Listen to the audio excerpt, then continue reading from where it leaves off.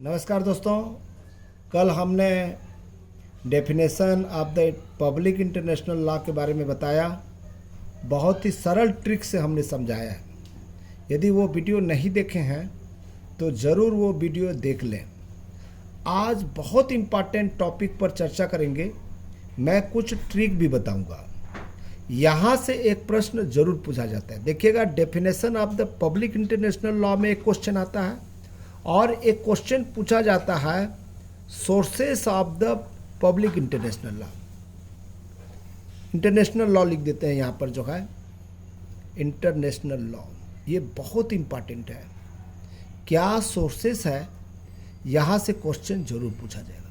फिर एक ट्रिक समझिएगा। यहाँ पर सोर्सेस जो होता है दो प्रकार का होता है।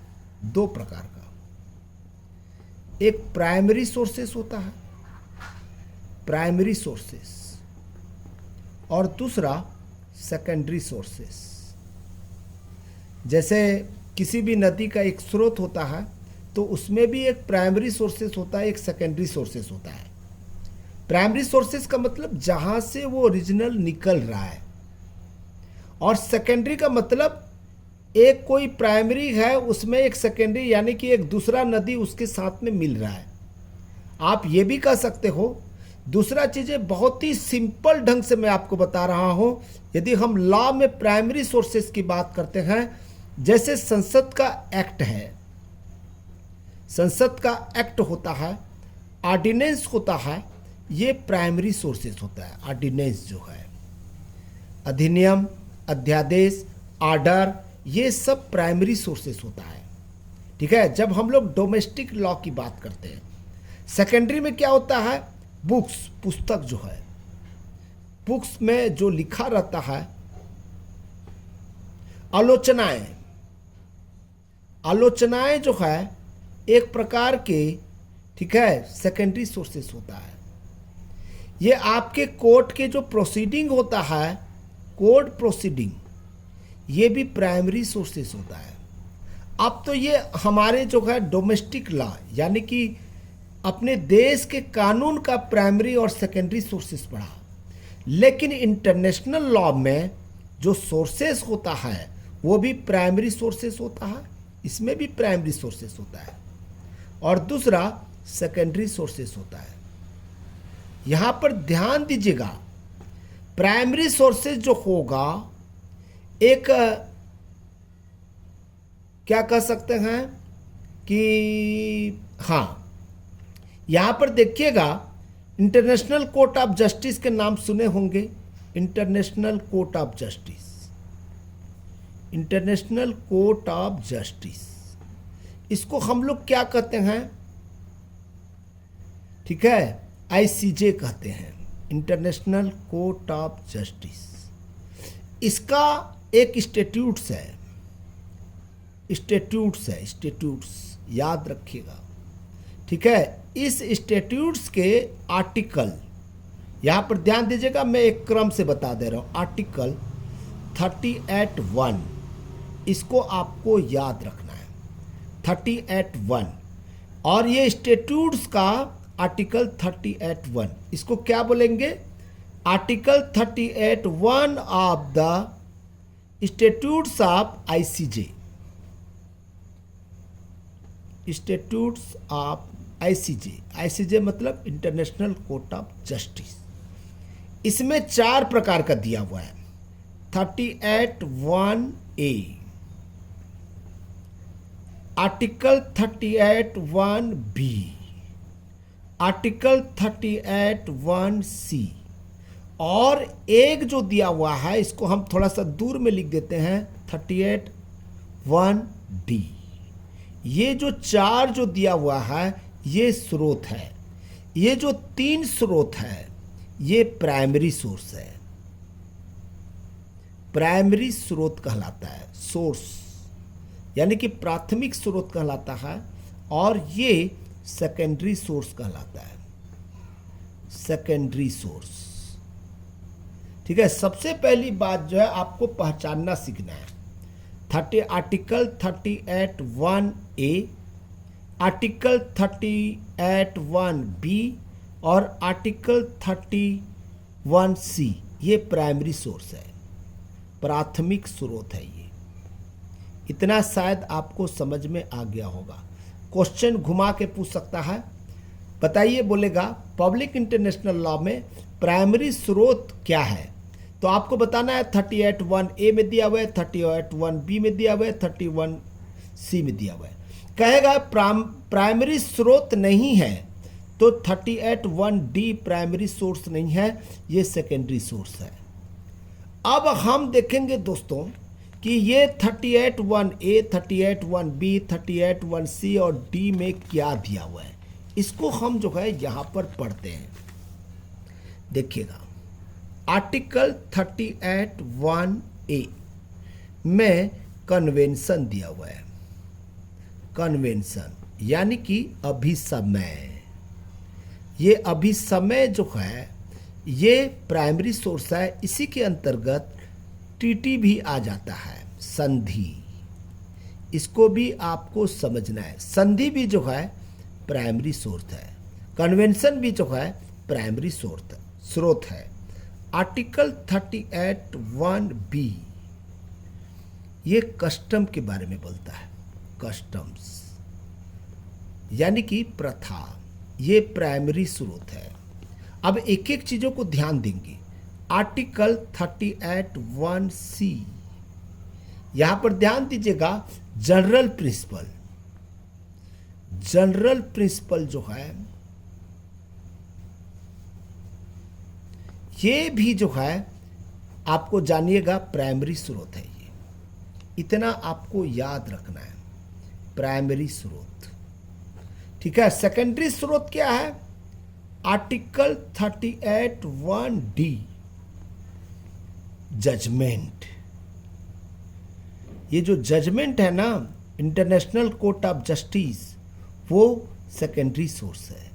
जजमेंट यानी कि जुडिशियल डिसीजन, इसको जुडिशियल डिसीजन के नाम से जानते हैं, जुडिशियल डिसीजंस। ठीक है। दूसरा चीज है यहां पर जो एक्सपर्ट का जो राय है, एक्सपर्ट का जो राय होता है, राय, ये भी जो है आपका सेकेंडरी सोर्सेस है। ठीक है। ये जहां तक समझ में आ गया होगा। अब ज्यादातर प्रश्न जो है कस्टम से प्रश्न पूछा जाता है, कस्टम से।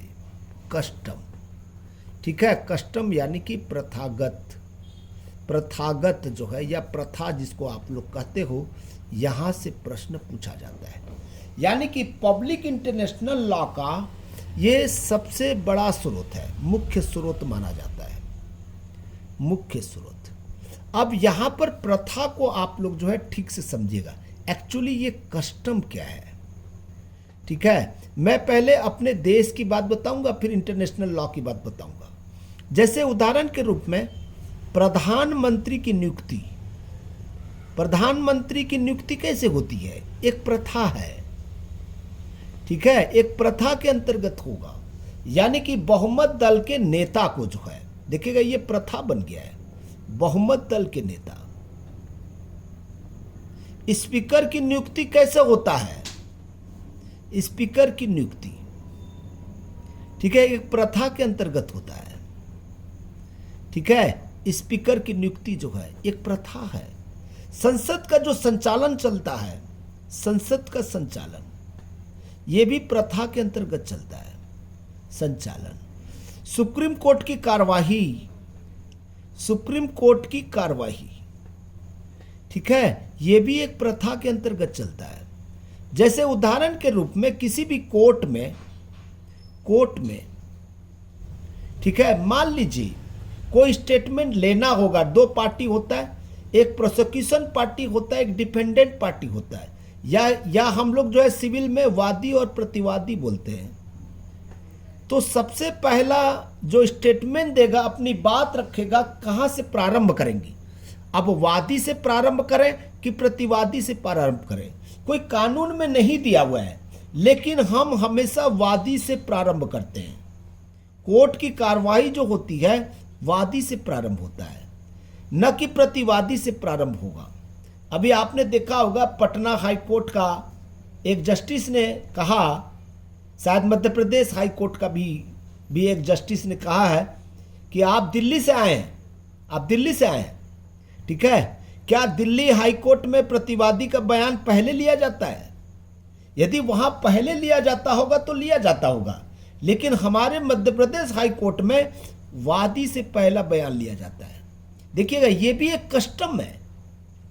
तो यहां पर भी इंटरनेशनल लॉ में यहां जो कस्टम चलती है, कस्टम, ठीक है, ये जो कस्टम है ये भी एक प्रकार की जो है इंटरनेशनल कोर्ट ऑफ जस्टिस की जो कार्यवाही चलती है वो भी कस्टम पर आधारित है, ठीक है, कस्टम पर आधारित है। यानी कि पब्लिक इंटरनेशनल लॉ का मुख्य स्रोत कस्टम है। आपको यदि न्यू क्रिएशन ऑफ कस्टम की बात आती है, यहां पर सबसे विवादित जो है न्यू क्रिएशन ऑफ कस्टम्स, ये विवादित चीजें हैं। यानी कि जो कस्टम का जो नया क्रिएशन होता है, कस्टम भी एक नया होता है, नया निर्माण होता है, इसमें जो है सबसे ज्यादा विवादित हुआ है। एक पुराना कस्टम होता है, एक नया कस्टम होता है, ठीक है। तब ऐसे स्थिति में सबसे जो पहला केस हमको देखते हैं एसएस लोटस केस, बहुत ही इंपॉर्टेंट है एसएस लोटस। इसको आपको जो है लोटस केस जो है बहुत इंपॉर्टेंट है, ठीक है। एसएस लोटस केस आपका क्वेश्चन कैसे पूछा जाएगा, ठीक है, पूछा जाएगा कस्टम से रिलेटेड इंटरनेशनल लॉ का केस कौन सा है, तो एसएस लोटस केस को आपको टिक मारना है। और विशेषकर कस्टम को ज्यादा एक्सप्लेन करने में न्यू क्रिएशन ऑफ कस्टम्स इसके अंतर्गत आया। मैं एक वीडियो आप लोगों को केस का फैक्ट भी बताऊंगा, उसका जो डिस्प्यूट है वो भी आपको बताऊंगा, ठीक है। ये सबसे बहुत इंपॉर्टेंट क्वेश्चन है, ठीक है। जैसे मान लीजिए एसलम केस बोलते हैं, आपको पता होना चाहिए एसलम केस। ये एसलम केस भी जो है कस्टम से रिलेटेड है, इसको आपको याद रखना है। एसलम केस जो है, ये दो केसेस बहुत ज़्यादा है, ये ज़्यादा क्वेश्चन पूछा जाता है। एक केस है, बहुत अच्छा केस है, नॉर्थ सी कंटिंजेंट जो है, यानी कि महाद्वीप का, नॉर्थ सी महाद्वीप का केस है, महाद्वीप का केस है, ठीक है, नॉर्थ सी महाद्वीप, ठीक है। तो यहां पर जो महाद्वीप का जो केस है ये भी बहुत इंपॉर्टेंट केस है, ठीक है। तो ये 3-4 चीजें आपको दिमाग में बिठाना है। मैं एक दिन पूरा केस से रिलेटेड ही आपको बताऊंगा। मुझे लगता है यहां तक आपको समझ में आ गया होगा। यदि समझ में आ गया है तो जरूर कमेंट्स में लिखिएगा। इस तरह के कोर्स बहुत ही फायदेमंद साबित हो रहा है। Thank you, thank you, thank you.